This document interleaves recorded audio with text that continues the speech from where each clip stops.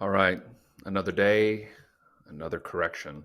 A friend of mine from high school actually reached out and said, I'm sure I'm not the only person to have brought this up to you, but the O.J. Simpson chase actually happened in 1994, not 1993. So even though I went back and found a clip to put onto my video, I didn't look closely enough at the details. If it doesn't fit, you must acquit.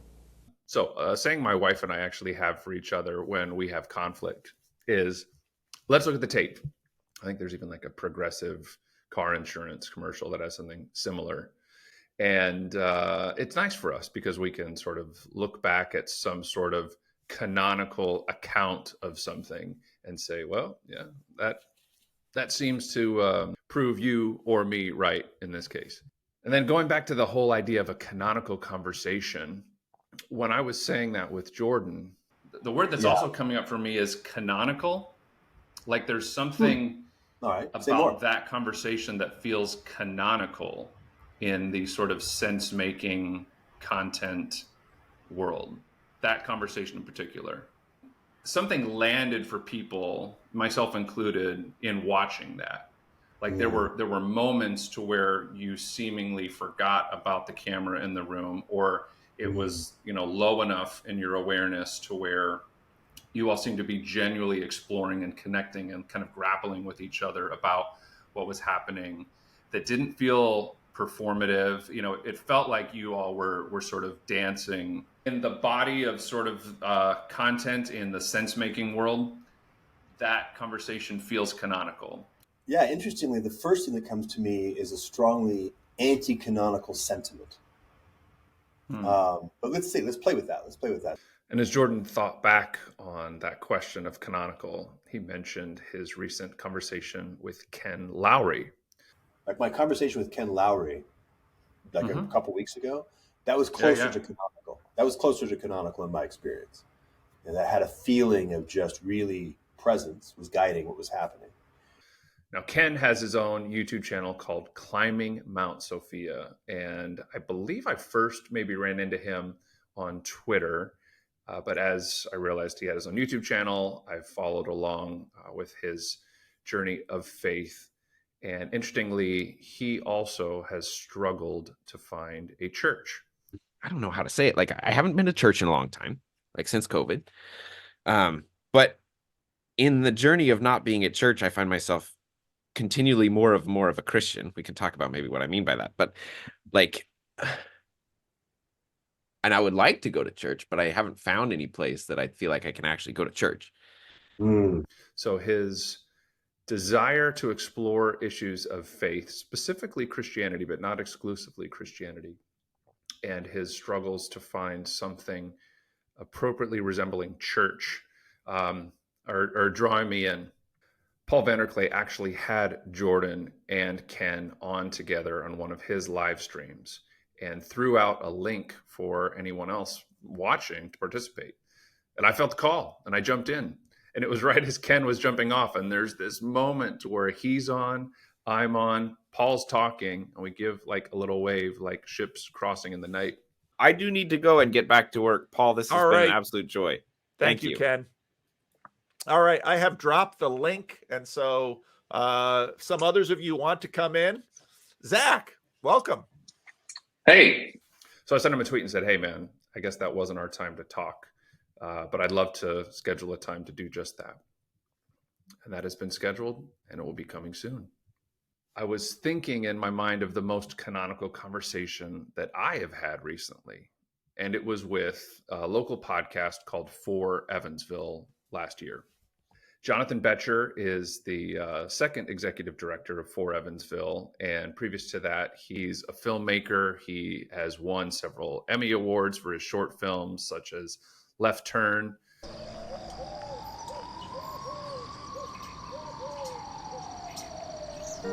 And what about this kid? Where are his parents? What chance does he have growing up in a place like this? So he's somebody that I love to talk to about film and storytelling and content and like those details of cinematography or editing or the choices made that tell a story in a certain way. For some reason, when he had me in to talk about what it's like being a non-Christian coffee shop owner in our community, we settled into a really deep level, and something seemed to be moving. We can call it a spirit. I'll let you decide. In the meantime, since I've launched this project, Jonathan has reached out, is very interested, and we both want to have another version of that conversation, this time with me hosting, and he gets to take off his executive director hat for a little bit and talk a little bit about his journey and where it's going next and the places to where that might overlap. What I'm about to show you is an edited version of our conversation on the For Evansville podcast, and then coming soon, a conversation in the hair chairs with Mr. Jonathan Betcher.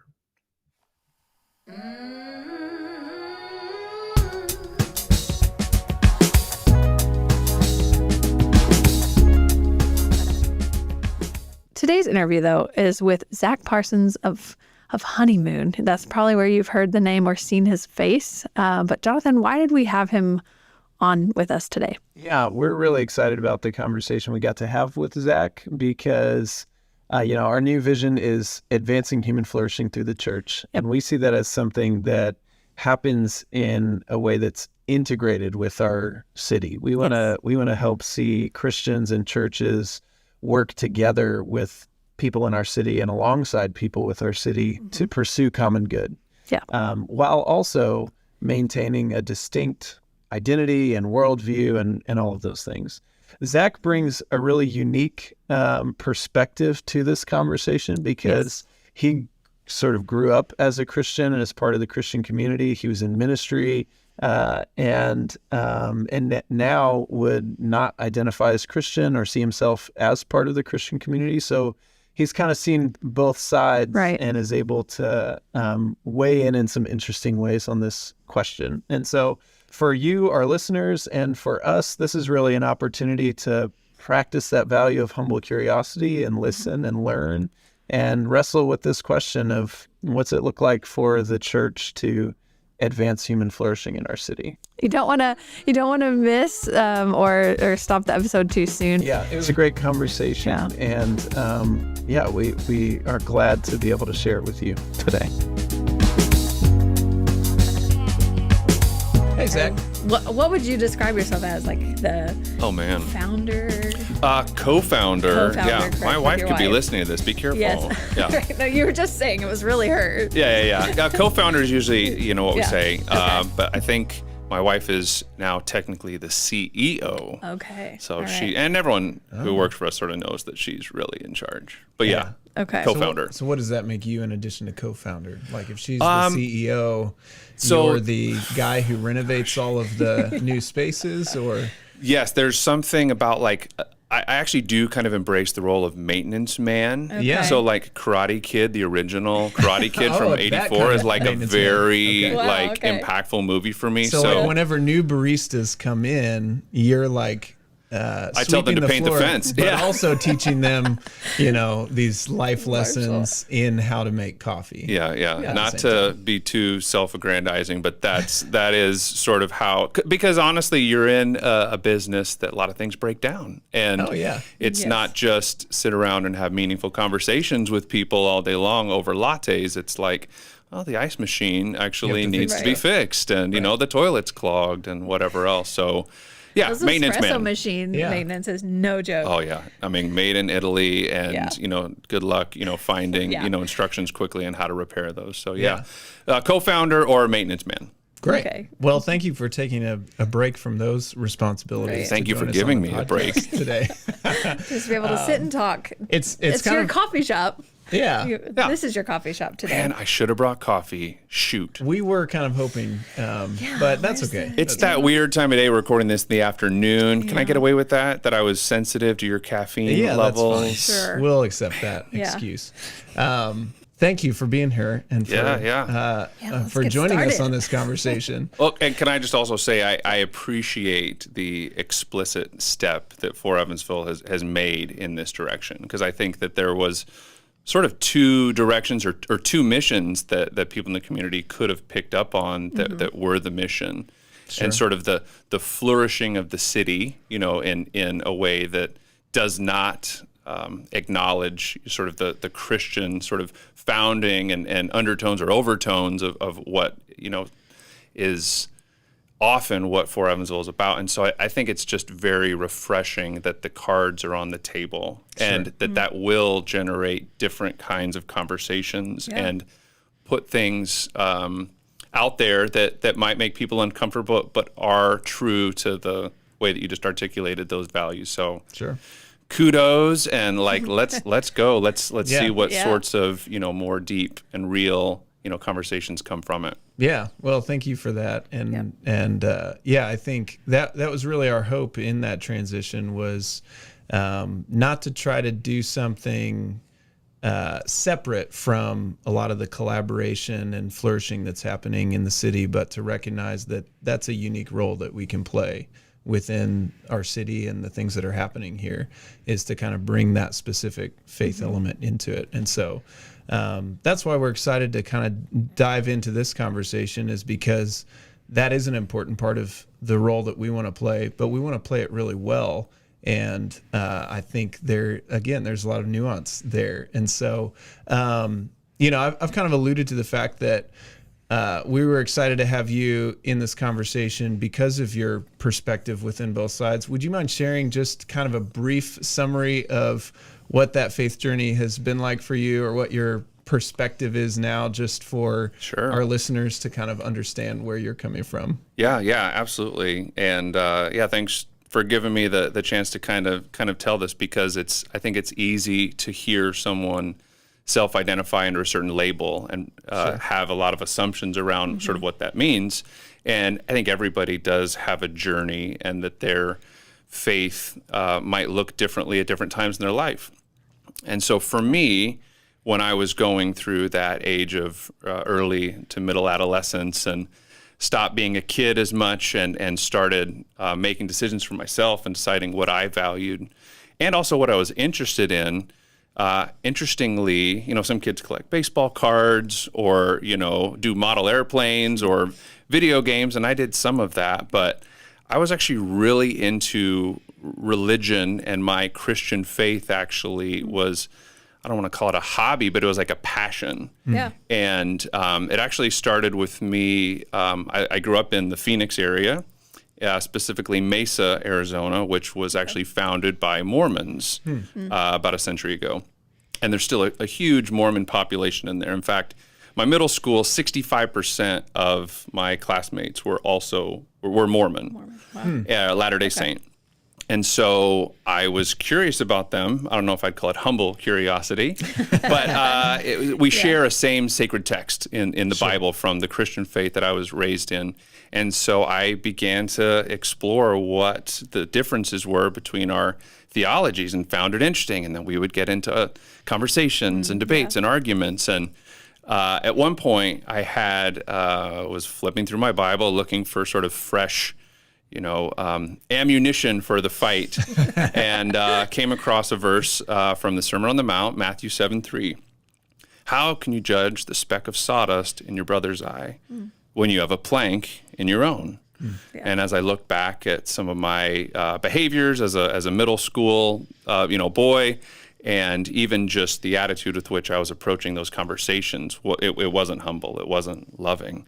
Had a moment to where I realized that how I was living wasn't aligned with what God would have wanted for me. And everything changed on that moment, and became very serious about my faith. And that's like sort of what people knew me for in my community was Zac is all about Jesus. Yeah. One of my early email addresses was zride17@idigjesus.net. Oh, nice. Okay. All those cringy. I loved it. I mean, I would wear, the Christian shirts, what would Jesus do bracelets, like for spring break, other kids are going to get, drunk in Tijuana, and I was going to Tijuana to build houses, for people. Yeah. And I, every summer it was church. So I was like all in on Christianity. To the point where I knew I wanted to do that as a profession. So you go to Bible college to be able to be trained for that. And in my first year of Bible college, I met a girl who recommended that I get an internship in her hometown of Evansville, Indiana. Never heard of it before. Yeah. So that led me to apply for the internship and got that. And I was at Crossroads Christian Church in Newburgh, formerly Cullen Avenue Christian Church, just before then. And that introduced me to Evansville. And met a girl, got married, finished Bible college, started a career in full-time ministry outside of Detroit. And had a couple of unfortunate experiences in the church to where there was a church split. And those can be painful in a lot of different ways. Not unfamiliar with that. Yeah. And it's, unfortunate, but it's the reality. Yeah. And churches do have to sort of run on budgets. And in both of those cases, the budget for my role was eliminated. And so I had sort of this two strikes sort of situation early on in my career and thought, I'm not going to wait for strike number 3. I think I'm going to get out of ministry and find something else. Okay. So once I left ministry as a vocation, that kind of freed me up a little bit to explore some things in my faith that had started to trouble me, that I couldn't make sense of, that were very black and white to me when I was a teenager. And as I went to Bible college, got a degree in the Bible, learned Greek, a little bit of Greek, I should say, but was doing some of my own Bible translation and just learned how the Bible was put together and the different denominational structures and how we have these different denominations. It just really changed my theology from black and white to more shades of gray. And so I was open to different interpretations of how people could understand the truth. And then eventually it actually sort of broke loose into maybe I don't think there are any rules you can believe in. There's no black and white. It's not even gray. Everything is up for interpretation, kind of a postmodern perspective on it. Okay. And but didn't want to give up my faith, my Christianity as a label. And so I would identify as a universalist at that point, a universalist Christian. So there was a type of liberalization of my faith over a few years. Then I had I'll be honest, I could say that I had a divorce, but I had an affair, which led to a divorce. And in that experience, had to really recognize who is it that I was trying to please in my life. Was it God or was it me? And it was very clear that it was me. And the things that I would attribute to prayers were actually more just me trying to find justification for the things in my life that I wanted. Interestingly, that divorce led to my ex-wife relocating back to Evansville. So now my children and my ex-wife are in Evansville. So if I want to be around them, I need to come back and do that. So moved back to Evansville, and we actually reconciled. There was a service at Crossroads Christian Church where Kyle Idleman actually was guest speaking. And it might have even been Father's Day. I don't remember what it was, but it hit me in all the places of, you need to return home. And for me, that was returning to my faith, returning to my family. And then a funny thing happened as we put the pieces back together. I really couldn't make sense of how I had wandered so far away while still praying. And I landed in a type of theology that put a lot of emphasis on your experience of God, and that if you wanted to know God's will for your life, ask Him. Ask Him about everything and be open to listen. And I couldn't make sense of the responses that I interpreted. And I remember thinking, maybe there isn't a God. Wonder what that would feel like. And I remember almost like trying on a mantle of atheism, a mindset of, what if there is no God? And it sort of snapped into place in a way that I didn't expect. and it stayed in place in a way that I definitely wouldn't have expected. And some problems that I had had theologically went away, and some new problems developed, but it stuck, and it became the way that I identified for about the next several years. Interestingly, because that also has sort of a black and white assessment of reality, that also started to lose its hold on me. And I softened in my atheism into an agnosticism. So atheists are going to say there is no God, as a matter of fact. Right. An agnostic would say we can't know if there's a God or not, but I'm going to lean towards not and just call myself an agnostic. Eventually, even that felt a little too negative, and I've landed on a sort of a current identification as a humanist. And as I see people of many different faith perspectives or no faith perspective that are doing things out of love, I see that love in them and that human spirit, and I celebrate that. So that would include people from my Christian roots and people in my community who do identify as Christians that I see acting in love as part of a tribe that I would identify with.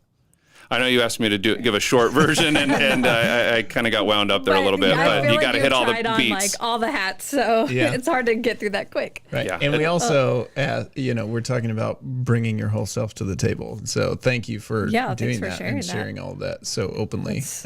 Really appreciate that. And I had never heard, I don't think, that full scope of your story. So I appreciate the opportunity to know that about you. And I think that gives us a good context for, you've kind of seen this from a lot of different angles and kind of been part of faith communities in a lot of different ways. And so that's why we're excited to kind of have this conversation with you and explore some of these ideas with you. And we kind of put together 3 sort of overarching questions, but we can just kind of have a conversation around these questions, I think. But the 3 questions that we want to try to touch on are what does it look like for Christians to bring their faith to the table in a way that's really valuable and constructive?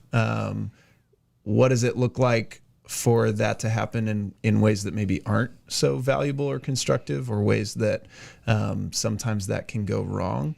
And then how do we create environments where people of different faith perspectives or worldviews can work together toward the common good without diluting their individual faith perspectives or feeling like they need to leave them at home? And so those are kind of 3 big buckets, and we can sort of explore them one at a time. But I want to kind of start with this idea of, like, you even mentioned just now from your current perspective, seeing a lot of value in people of faith motivated by love, engaging in the community. I'd be curious to hear, what are some examples that you see of that, and like what are ways that you've seen Christians specifically in churches engage in the community in ways that their faith was a value to the community, even maybe to people who don't share their faith perspective?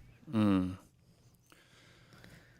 a lot of questions. And that's not all just on you to answer that question either. We want to kind of have a conversation about it too. So, well,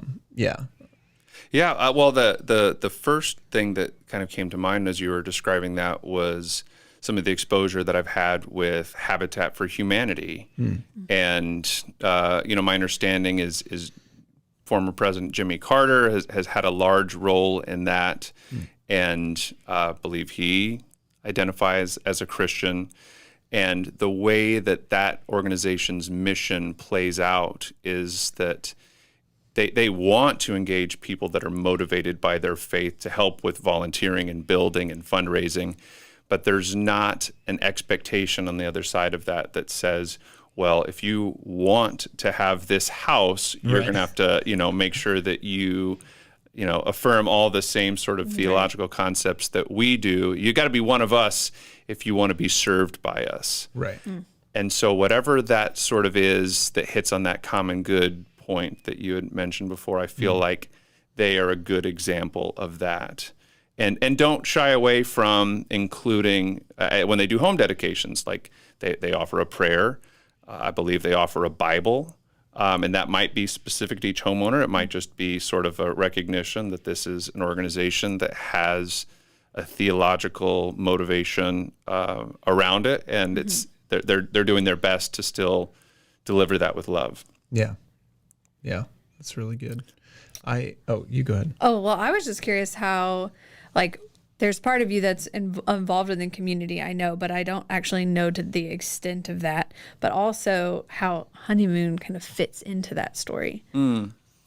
So the interesting thing for me about the role that religion and faith and church and community had in my life, like we call them the formative years for a reason. Like they really were formative in ways that you can't quite cut your roots out of you without, the fruits being affected.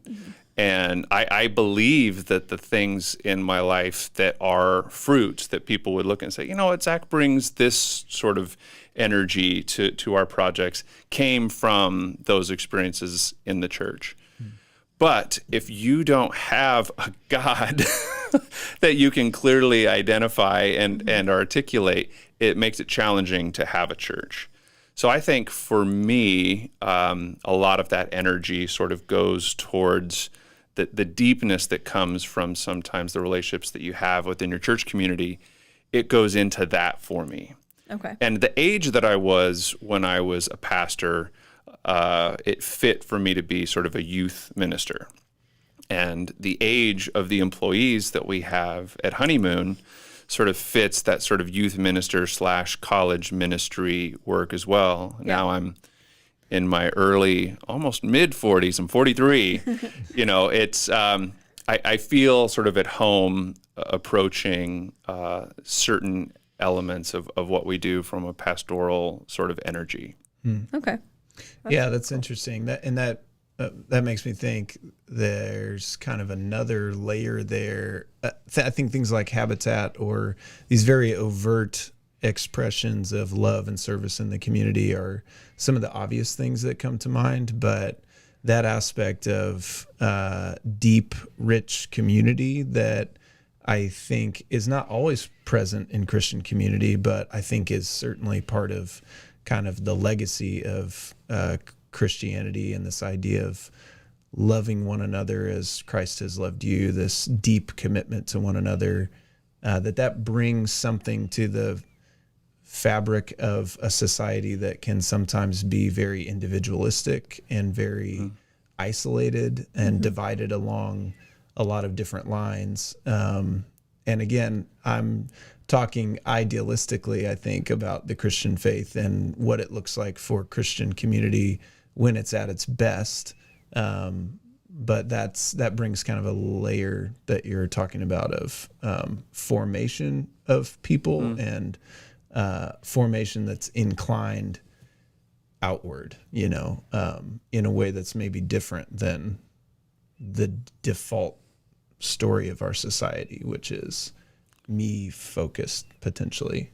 Yeah. And that's actually a tension that I always sort of come back to, is a recognition that my experiences greatly inform how I understand what's true. And we're kind of getting back to this whole postmodern thing is you're going to have different experiences that inform your values. I mean, we can talk about traumas and wounds, and that there might be a way that someone's, father wounded them in serious ways to where the idea of God as a father is repulsive. Right. There are other people who have those similar experiences where the idea of God as a father is absolutely what they need, because they need a replacement for their incredibly fallen father. And so when I think about both of those two realities from maybe similar situations, I almost always lean towards the idiosyncratic and individual interpretation of life and of truth and of meaning, and that it's context dependent and sometimes it's time dependent. and how you feel about something might change based on what you haven't gone through yet. The stages of life, how we change when we become parents, when we become grandparents, when we lose, people at a certain time, that changes how we reinterpret something from our past in possibly a significant way. And how do you make sense of that with the capital T truth? Right. Yeah. Yeah. Yeah. I'm wondering I feel like a lot of our listeners are church leaders or people in the faith community. And so how do you feel like I feel like now, especially with the buzzword of deconstruction or your own journey of going through these things, how can someone of the Christian faith kind of walk alongside you just as a friend or people going on these journeys without, I don't want to say like Jesus juking them or being like, yeah, you're going through this hard time, but this is what the Bible says. When you're even struggling, like, do I believe the Bible or do I believe, how can someone kind of walk alongside you? It's, again, it is tough, and maybe it speaks to the bias that I have and sort of where I've landed on this in that more sort of individual, interpretation of what's true and outside of a formal faith community that's clear on, hey, this is what we believe. But with that being said, I think that somebody in a situation like that should really focus on what love looks like from multiple angles, and that if they're doubting their intentions, if they're doubting the motivations for their participation in talking with somebody about their deconstruction, to seek out the wise counsel and seek out multiple perspectives to say, hey, does this feel like objectively like I'm loving this person? Does this feel manipulative?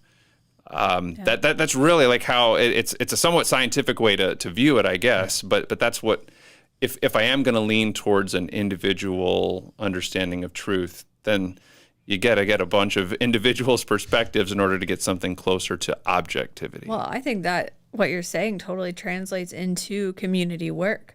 If you're trying to help someone or walk alongside someone, regardless of knowing what their faith journey is, but just their life journey, getting multiple perspectives, that would make total sense. And even as you said that, it made me think of the example of a doctor.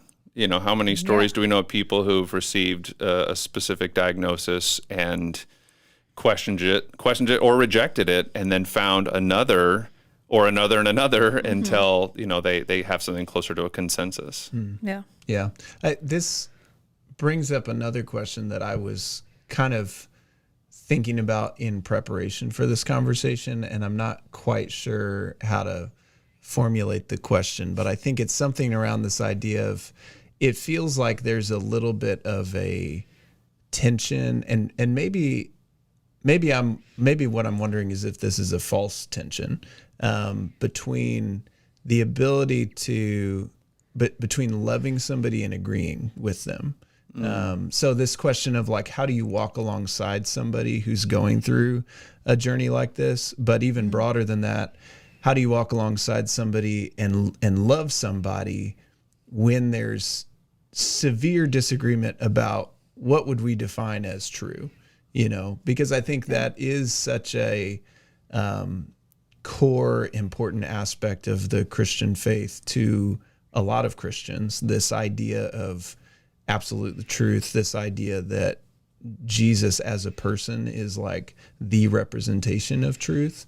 But oftentimes I feel like that becomes a barrier to genuinely loving people when I don't know that it has to be. So I'd be curious to hear your perspective on that. And I think you were kind of getting at how sometimes that barrier comes in because our motivation is not actually genuinely out of love. It's out of, well, I'm kind of just leaning in because I want to convince you over to my way of thinking. And so I guess what I'm wondering is like, what does it look like to truly love someone and hold tightly to your perspective of truth whether you're a Christian or you have another perspective of truth. But what does it look like to truly love somebody without feeling like you need to compromise your perspective of truth, but also feeling like maybe we don't need to agree on what that is for me to be here with you in the midst of what you're struggling with, or to love you and care for you. So I'd be curious to hear what your thoughts are on that. Man, you just brought up like a whole bunch of interesting things. I hope I can juggle all of them, getting it out there. But the first one that comes to mind is the example of how Jesus encourages us to love our enemies, and how radical that still seems, and how we are taught, and it makes sense to me that was just a completely bonkers thing at the time that he was sort of promoting, and that is sort of what separated it from the other, religious and civic, ways of life previous, and did end up sort of transforming Rome and eventually the rest of the world. Yeah. And that if you are loving someone you identify as an enemy, that really does take away it takes a lot of things off the table to where you don't need to agree. That's it's you wouldn't not be an enemy if you agreed. Exactly. Yeah. And it doesn't say love your enemy until they're not your enemy anymore. Like that's part of what makes it radical. Yeah. It's like, love this person who maybe you don't even see as an enemy, but they might see you as an enemy, and the disagreement will probably continue. Yeah. The other thing for me goes back to time, and just how we can be double-minded ourselves around a similar topic just from the beginning of the day to the end of the day, and especially over the passage of time, that we might not even agree with ourselves, moment to moment, year to year, and that doesn't mean that we are actually different people, but the unification in our complete experience is not unlike the unity that we can feel with somebody, even acknowledging differences within how we might understand something to be true. And I think making it explicit is helpful to like actually say to somebody, you know what, we don't have to agree on everything, but what I do know is that I'm hungry, you're hungry, and I enjoy your company. And so can we sit down for a meal together and talk about the things that are alive for both of us? That feels like love to me. Yeah. Yeah. Love it. Okay, so I want to take it the other direction then and say, what are some ways that this can go wrong sometimes? And I think this is one of those questions that's like, okay, there's a lot of things we could talk about here that might be a little uncomfortable to bring up, or things like that. But I think it's important to just kind of acknowledge that there is a way to bring your faith to the table in a way that does not result in love of somebody else, and that they don't leave that table feeling like you had their best interest at heart. And so I'd be curious to hear your perspective, or even examples without, specifically calling anybody out. But what does it look like, or maybe what are some of the ways to approach that we might want to avoid, because even if they're good intentioned, they don't result in the kind of love or common good within the community that we might be striving for.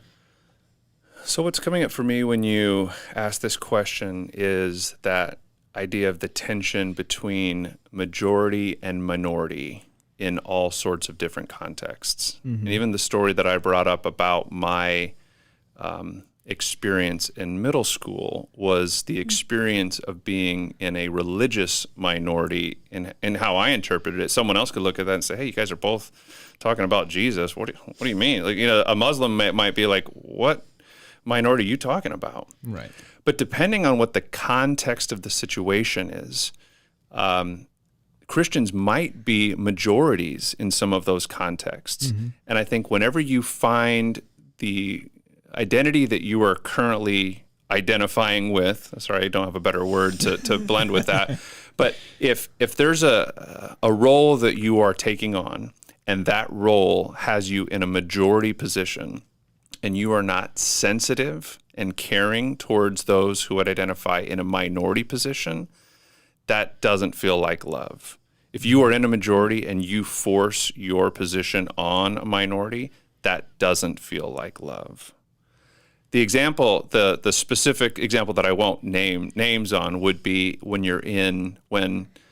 especially in a community like Evansville, if you're in a public setting and it's time to open up business and it's opened with a prayer, it's probably going to be a Christian prayer. There's an implicit and sometimes explicit call to join that prayer, or at least bow your head in some cases.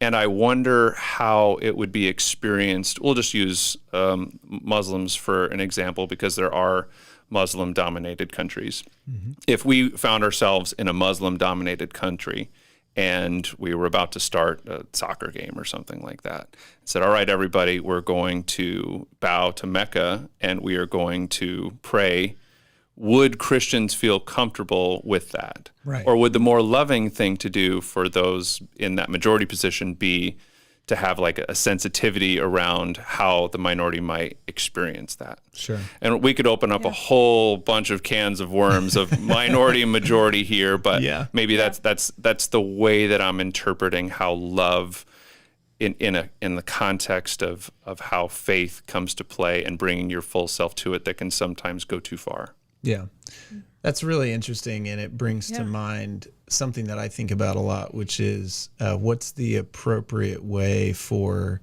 a follower of Jesus to exercise power? Being in the majority is a form of power. It's a form of social power, among other things, and political, all sorts of aspects there, and one of the, I think, fundamental teachings of Jesus is, he, the Bible says he didn't consider equality with God something to be clung to and used for his own advantage, but humbled himself and took on the form of a servant. So you have this picture of Jesus as kind of the most powerful being to ever live. And how did he exercise that power? It was to love and serve, to take on the form of a servant.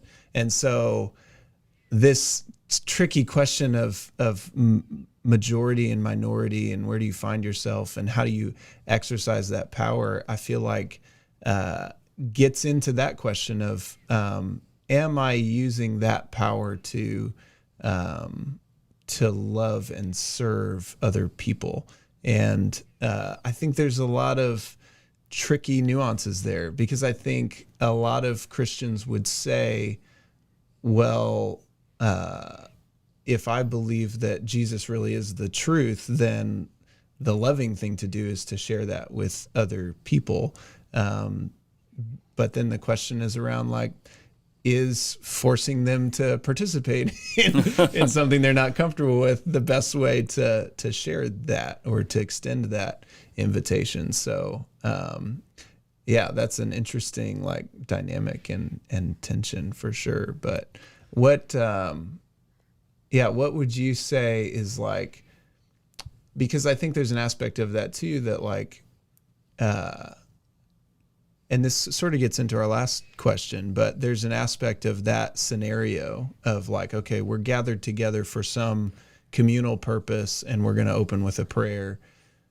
Something like that is a way that somebody might be thinking, well, that's me bringing my whole self to the table, And so what's maybe the difference, I guess, between that, where you're inviting or expecting everybody to participate in that way, versus I'm going to bring my whole self to the table and not leave my faith perspective behind, but I'm also going to bring it with me in a way that's not imposing on other people.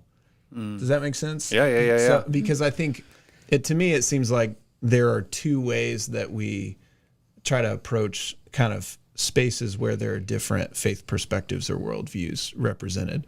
One is we're just not going to talk about it, and everybody just leave your faith perspective behind, and we'll just kind of, get along together. We know in our hearts that we represent Jesus. Yeah, it's kind of and if everybody, and so that's kind of like, okay, we're going to leave it behind. And then I think the other way is to try to find some kind of common denominator between different perspectives that actually doesn't really fully reflect or respect or uphold anybody's faith perspective, you know.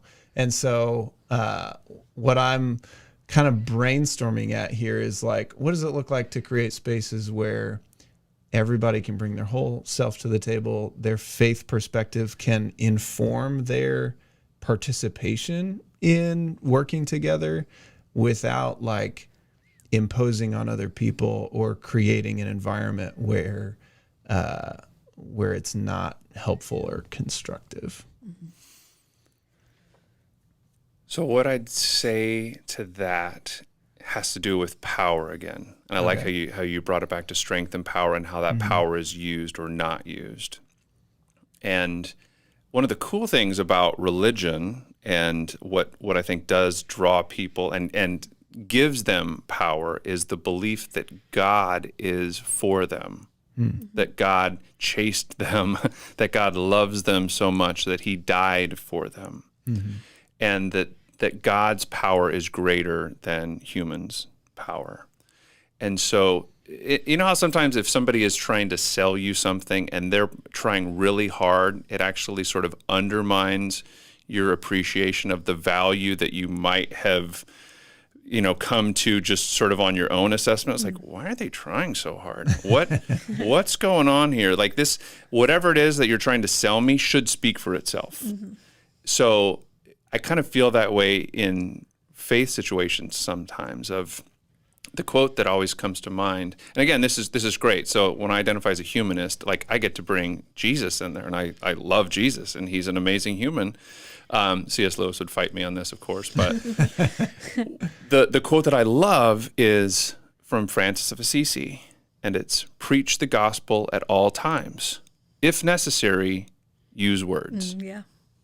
And that element of when it's so clear that what you're doing is out of love, that it doesn't need to be made explicit as something like, and therefore you must recognize me as a Christian and understand that this is my motivation, and I hope that I play a role in your conversion, whatever that, like, you have to step away from all of that if you truly trust the power of God who is chasing everybody.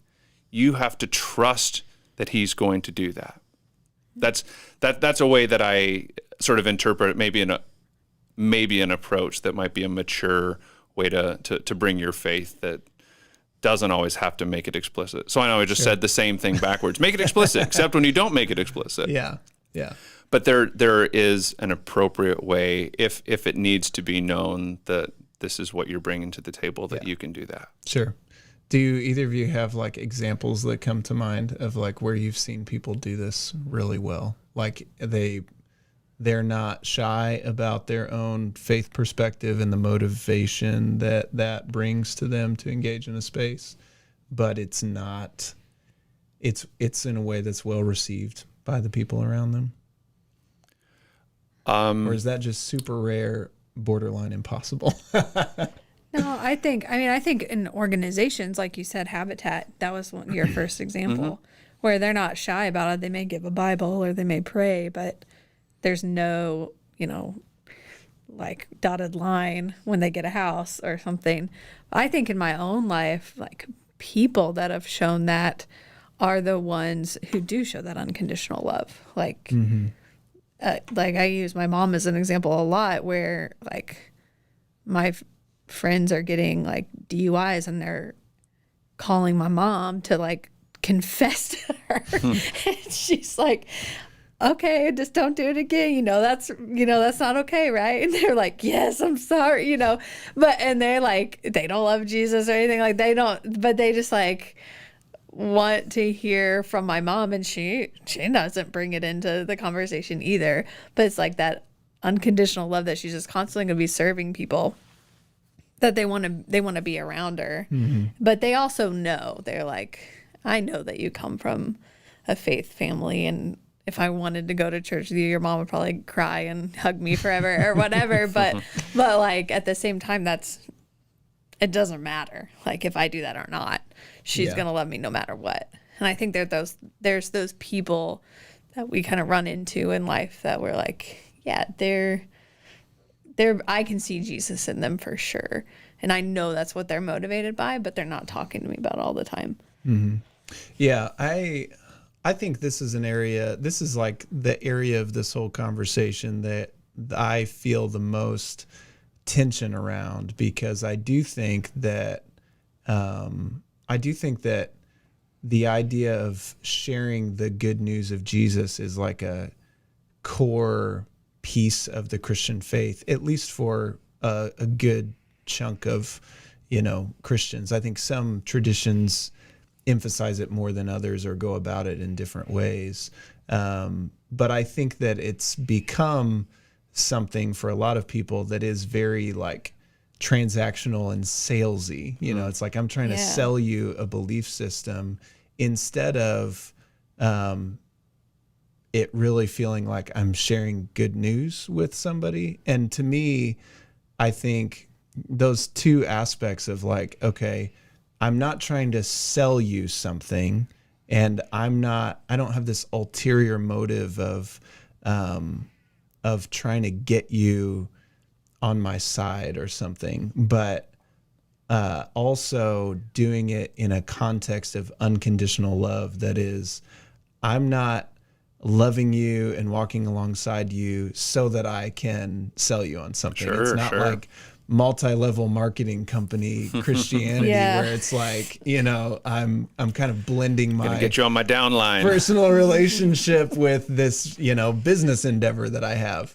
And so like, I guess what I'm wondering is like, is there a way for Christians to genuinely and authentically share what they see as good news with somebody in a way that also feels like an expression of love, and also honors that person's own journey? And like you said, kind of like, it's not my job to convince you that this is true, but to offer it to you almost as like, this is something that has been deeply impactful to me and came as good news to me, and I'm sharing it with you as an expression of love that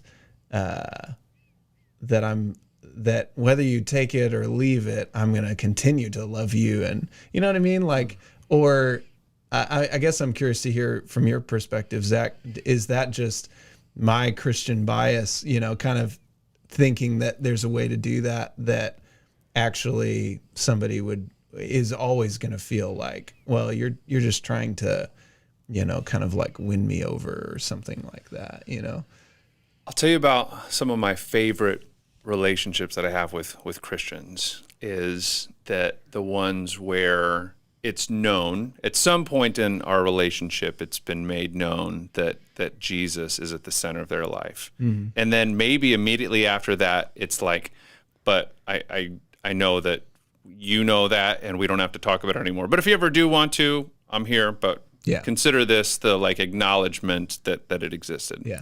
It's available, but not like it's available, and you may not. I'm never going to bring it up again. But if you want to bring it up, let's dance, let's talk. And then as our relationship deepens and we experience life together, and then a question sort of comes up that it's time for them to respond. Like they can kind of give me a look and be like, well, you know what I'm going to say about this, right? Like, this is Jesus, like, obviously. Yeah. And so it's kind of funny, like, oh, yeah, that's right. That's okay. That's the way you're going to answer that. Okay. Right. All right. Well, then we engage again, and it's sort of back on. Right. And I do think that it's something. I'm curious if I can turn the question back to you a little bit. Both of you guys are younger than me. Like we had the Gutenberg, printing press revolution. And a lot of that was like, there's an example of somebody who wanted to sort of spread the faith, and it worked in that profound way through technology. I wonder if the sort of spreading the good news is going to be available to everyone through technology, and our relationship to the internet and to knowledge, and how this is going to change, the teaching profession. It's like, are we going to still need teachers to give us facts, or are the facts going to be everywhere and it's more about wisdom and how do we utilize things in certain ways, to where Christianity or the good news is just known, at least the set of facts are known by everybody. Like, do you guys ever like think about how we're entering a unique time in history to where spreading the good news to the ends of the earth in some level may have already happened? Yeah. Like is that a profane thing to even throw out there? Well, this is super interesting that you're asking this question. I think you touched on something that I would definitely think informs my answer to that question, which is the difference between knowing information and this idea of wisdom. And I think in the Christian tradition, the idea of the gospel is like somehow more than just information. It is a message that people share, but the Apostle Paul talks about it as something that he like received. It's something that's like given and passed on. And so I think there's a very personal component to it that's similar to the passage of wisdom as differentiated from a passage of knowledge, if that makes sense. Sure. And I think maybe that gets to the core of what we're talking about here, which is to just spout off information to people that they might not want to hear is not necessarily like even the faithful way to do that, but to do it in a relational way or in a personal way is somehow different. And I also think that there's an element of that is maybe more universal, that's not just applicable to Christians, but is part of this idea of bringing your whole self to the table. Because whenever you were kind of walking us through your journey, you were sharing, kind of here's my perspective and here's what I believe. And I think you would say that you've arrived at that as something that's valuable to you, and that if somebody came to you with questions and wanted to explore that or learn from your journey, that it's something that you would offer as an expression of love, to not say, I'm trying to convince you, I'm trying to sell you something, but you feel like you've arrived at some kind of understanding of the world that is beneficial to you. And I think Christians would say the same thing, but in a different way maybe. And so, yeah, it feels like there's an aspect of let's all bring our whole self to the table that's about working together toward the common good, about creating good in the world that we can all share in. But I think there's also this aspect of to love one another and to know one another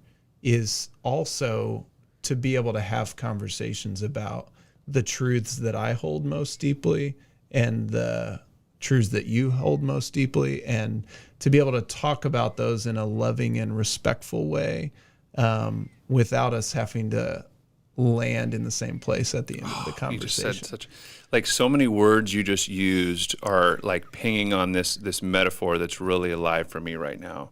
And that's the idea of the map versus the territory.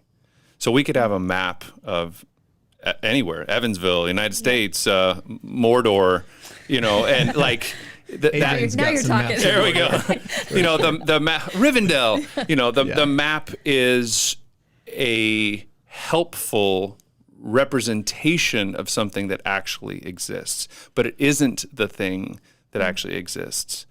And there became a point in my faith journey to where I started to recognize my faith and the tools of my faith, like the Bible, like the words Jesus, as more of a map and less of a territory. And that these are helpful for me, and the ways that I see echoes of Jesus in a movie like The Matrix or Braveheart or something like that. It's like those are other sort of maps that are pointing to a territory, a reality. And that as you love somebody, and you were using all this language of arrival and land, and I was like, that's it. When you want to love somebody, just acknowledge that this is the map that you have found useful. These are the places that you went to And you can point back to them and say, I was there and I called it this and other people called it this. Maybe that's what it's called, but it seems like you are there now as well. Yeah. When you go through something like a divorce, a miscarriage, cancer, you seek out the people or you draw them to you and they explain, this is what I went through. It might be similar, but in the ways that it's different, you're going to have to walk through that yourself. But here's what my map showed me. Yeah, that's really true in my own journey as well of helping people walk through hard things. And I had, like you said, this map, like what the Bible says and what, people and like spiritual leaders in my life have said, and I hold on to those truths and try to walk other people through with those truths. But then they happened to me, and all of a sudden it's like I've been dropped in the territory. Like I've been dropped there instead of looking at a map, and the landscape is totally different. And so that's a really good analogy. It's like something to think about. Yeah, and I think the thing that I would add to that is that you can operate in that way in community with each other, in relationship with each other, and still like really believe that your map is the right one. You know what I mean? Like I think something. If you didn't believe it, you wouldn't act that way. Like by virtue of the fact that you're acting according to that map, it means that you believe it's the right one. It's the right one. Absolutely. And that's just being coherent in your beliefs and your actions. Exactly. And so I say that because I think one of the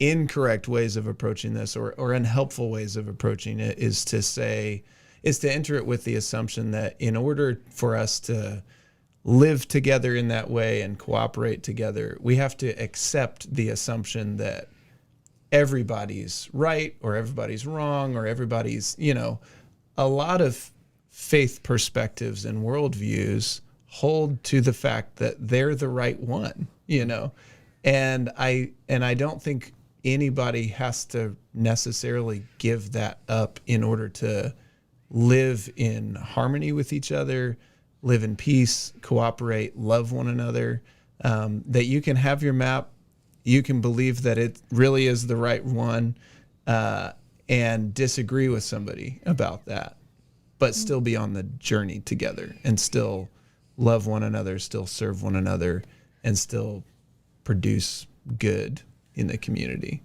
So, yeah. Yeah, the producing good in the community together sort of speaks for itself, doesn't it?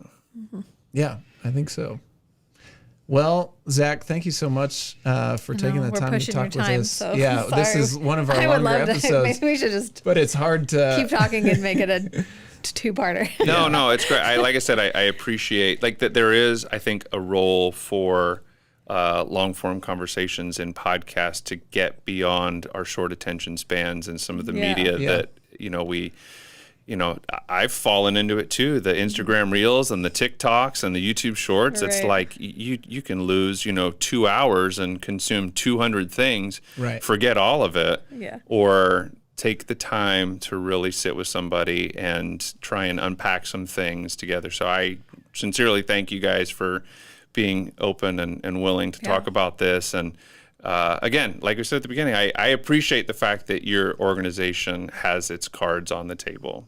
This is a Christian organization that wants to show up and bring its full self to its projects in the city and invites Christians to do the same. And to the extent that you hit a sour note or a Christian hits a sour note, you want to talk about it. Yeah. And what's the number you gave? 84% of the community is Christian, something like that. Yeah. So in a lot of contexts, you will be speaking for the majority and acting for the majority in those contexts. Right. And there's a responsibility in that it seems like you are prepared to deal with whichever way it goes. Well, thank you for that. And thanks again for your time and perspective. And I'm sure we'll have many more long conversations on or off the air. So look forward to it.